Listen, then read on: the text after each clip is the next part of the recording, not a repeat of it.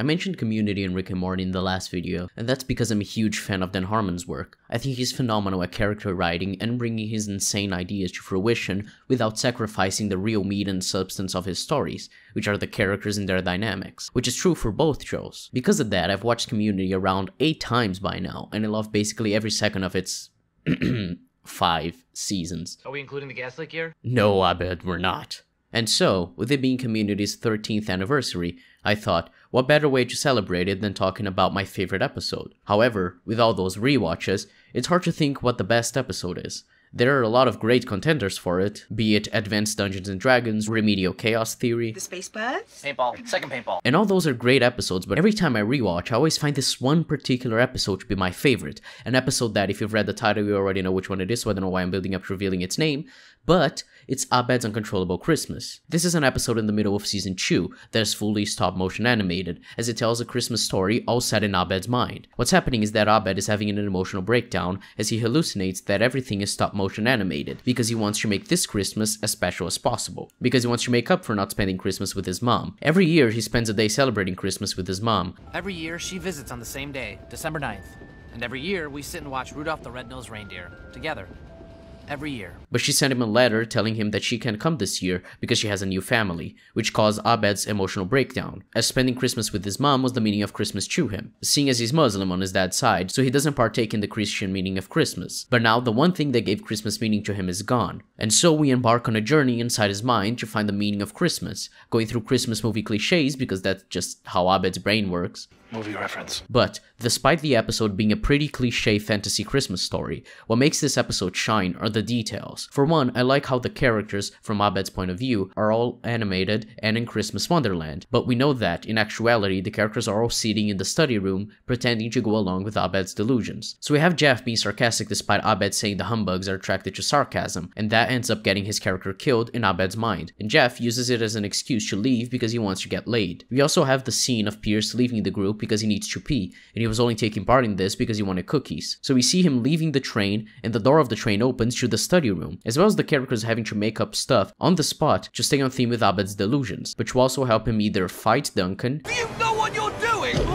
We're learning to teleport, and we're helping our friend find the meaning of Christmas. Hey, you're actually grabbing me in real life, delinquent. Or be able to get Abed to admit why he's having this mental breakdown. I know a shortcut to the North Pole through the Cave of Frozen. Fine. I guess we can take Gumdrop Road through Carroll Canyon and stop at the cave. I wouldn't call it a shortcut, but you got us here. Having the surreal fantastical story show the cracks of the characters trying to go along with Abed's hallucinations, and sometimes failing to do so, adds that community charm of that meta way of storytelling where the episode understands it's telling a story, and, despite the action-adventure soundtrack blaring as the characters get on top of the train, it's ultimately just a character study of Abed and his love of Christmas, so the episode can both go over the top with presentation and be a grounded story about someone who really misses his mom. So the episode has a super fun tone, as we can see with it being a stop-motion animated Christmas odyssey, but it keeps in line with the mantra of Community being about the study group and how they've become a family that explores each of these characters and their flaws, which fits perfectly with the style as it's told from Abed's point of view, and he's very observant, so he's able to know the study group better than they know themselves,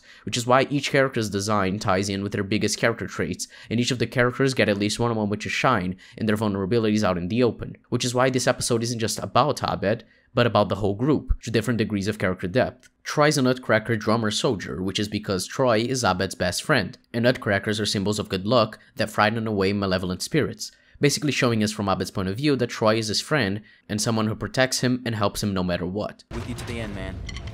Always. We have Teddy Pierce, which is supposed to show that, despite Pierce wanting to push them away, he still values the study group. He's just a teddy bear, with feelings he simply doesn't like to show, but they are there nonetheless.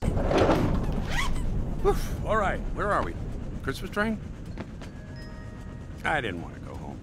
It's depressing there this time of year. Maybe though Shirley's because Shirley's extremely entitled and cries about everything, especially when it comes to religion because of how much she thinks she understands Christmas and its meaning better than everyone because of her religion. But as a modern Christian, I've learned to be sensitive to other cultures' jealousies. Which was also shown in the season 1 Christmas episode. Swaddled in her diaper, high upon her throne, the queen of Christmas babies thought that Christmas was her own. We have Jeff in the box, which is supposed to show his vanity and lack of care for his friends, as the episode points out. Bitter, shallow hipster, sweater, matching socks.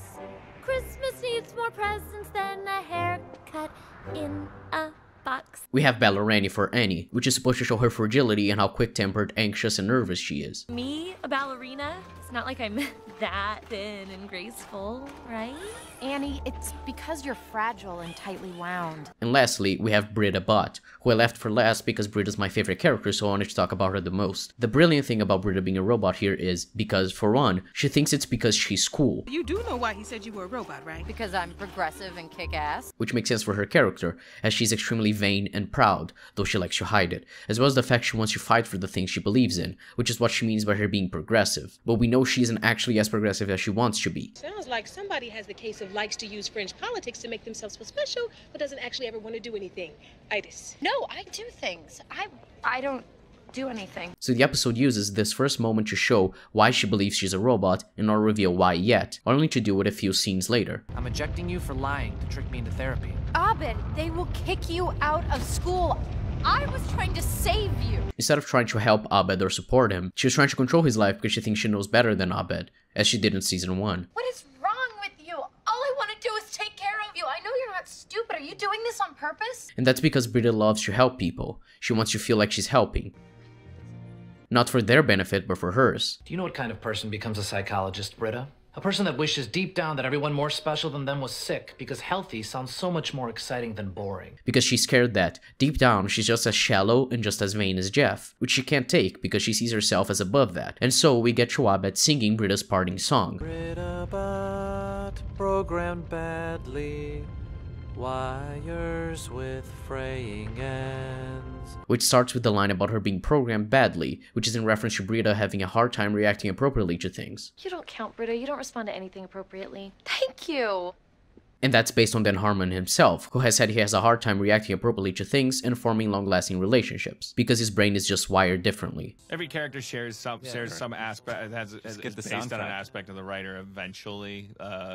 You know, Britta, as I've been told several times by therapists, that, you know, my childhood sort of, you know, kind of fried the circuitry in my heart, which is why I have trouble with my relationships, and that's why she's a robot. So the idea is that Britta sees herself as the savior, who stands up for herself and rebels against the system, and helps people who can't stand up for themselves, even if those people don't actually need her help, because that's just how she learned to be growing up, and having to rebel against her controlling parents. But sometimes people can solve their problems by themselves, without Britta trying to intervene and save them.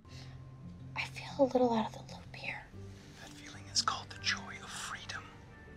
This example I showed being about Britta wanting Abed to stand up to his father so he could follow his dream of being a filmmaker, when all Abed wanted was a way to communicate with his dad, and Britta was trying to force Abed to do what she wanted as opposed to what he needed to do. So the song continues. Functioning mad and sadly, no faith in herself or friends. As it shows that she can't trust her friends to stand up for themselves or figure their stuff out, because she has no faith in her friends, and that's because of her lack of faith in herself, as we've seen prior in the show, that she's someone who self-sabotages because she thinks she's a failure, so she doesn't want to disappoint herself by failing when trying. Just have more experience being worthless. I think I left that crib sheet on the floor because I wanted to get caught. I'm so used to screwing everything up, I just wanted to get it over with. Which ties back to her vanity and ego and how similar she is to Jeff, despite what she'd like to believe. I don't know if you've noticed, but Jeff and Britta have the two most fragile egos of the group. This all works to show each of these characters' main traits and flaws, and why they function so well as a group, as a family, because they can work with each other's flaws and make each other learn and grow from them and become better people. I love that I got to be with you guys. Yay. You saved my life. And changed it forever. So as we reach the climax of this episode, we see Abed finally finding the meaning of Christmas, what he'd been searching for the entire episode, and as he opens it, he finds the first season of Lost on DVD. That's the meaning of Christmas? No, it's a metaphor.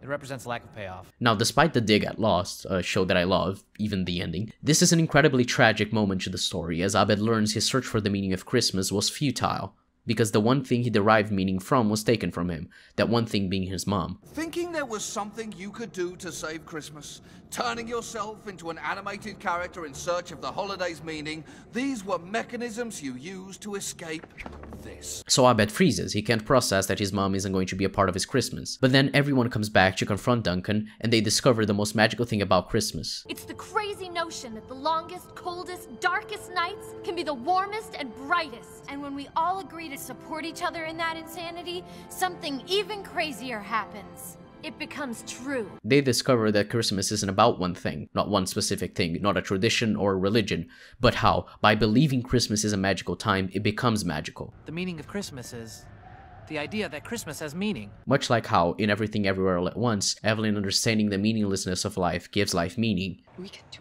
whatever we want. Nothing matters. This episode shows how simply knowing that Christmas has meaning is what allows people of different religions and beliefs and backgrounds, much like the study group, to come together and celebrate it in their own ways, to apply their own meaning to Christmas, which is no more or less valid than anyone else's. And speaking of American Christmas mythology, what Abed's about to say is what's always stricken me about Christmas in America. The idea that Christmas has meaning, and it can mean whatever we want. Christmas is the ultimate meta holiday. It started as a solstice celebration in pagan times. It was co-opted by, forgive me, it was co-opted in later years by a huge organized religion, but that didn't ruin it. It doesn't. It's whatever you want it to be. It's because it's unavoidably celebrated. It's the time of year when things are dying and need to be reborn, and so the fact that we celebrate it is what we're celebrating. Because we're celebrating it because we like each other. So each member of the study group saying what Christmas means to them adds to this notion that it's not a universal thing what the meaning of Christmas is. What's universal is that it has meaning. So for Annie, it may be a Hanukkah thing because she's Jewish, or it may be about the birth of Jesus Christ for Shirley who's Christian. But for Jeff, it's just a time where it's good to be nice. For Troy, it's a time to play video games for 3 straight weeks. For Pierce, it's about music and cookies and liquor and trees. And for Abed, it used to mean being with my mom. Now it means being with you guys. So we had a few scenes in this episode with the characters sharing their experiences with Christmas, and it comes back in the end to show the beautiful and heartwarming message that Christmas is for everyone and can be celebrated however you like it, simply because it is a time to celebrate. It's beautiful and it ties in the fact that Pierce wants to spend time with the group because he doesn't want to go home. He wants a family and company. Or how Britta didn't believe in Abed, but now she allows for Abed's delusion to take over her. I guess we don't need to be stop motion anymore.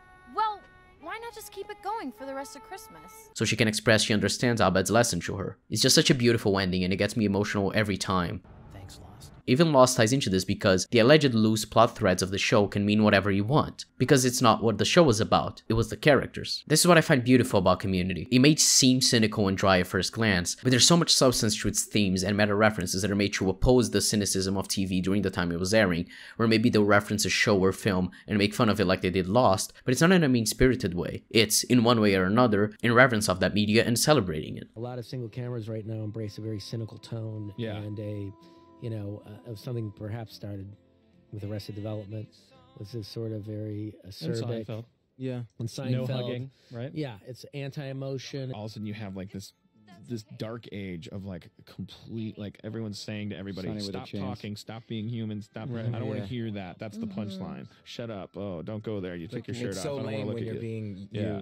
Yeah. We said let's go back in another direction. Let's embrace an older sensibility, and that's why we started using John Hughes as a reference. He mixed intelligent comedy with human emotion, and and every show that got picked up and made a splash that year, Glee, Modern Family, namely, like we were a part of some kind of spontaneous sort of decision to do that. This post-ironic, post-cynical. I teared up when we were shooting this. The funniest thing, though, is that this episode only exists because of Family Guy. Head of NBC, Jeff Gaspin, saw our show and said, your show reminds me of Family Guy. You should do an animated episode.